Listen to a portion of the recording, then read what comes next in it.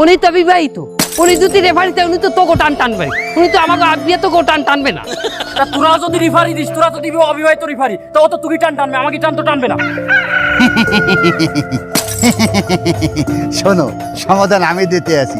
তোমাকে খেলায় যে রেফারি লাগবে, এই আমি রেফারি পারফেক্ট আছি। তোমাকে একজন রেফারি লাগবে যে বিবাহিত আবার অবিবাহিত, এইটা হইলাম আমি। কেমনে?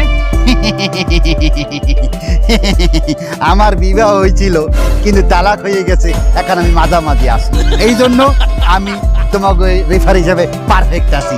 তুমি মেয়া রেফারি, তার তুমি পাকিস্তানি গেঞ্জি গাইতেছো কেন?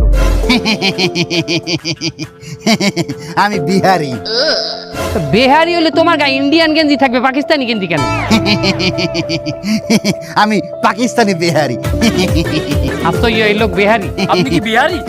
কেন বিশ্বাস হয় না? আরে यार, তোরা তো বিশ্বাস করো।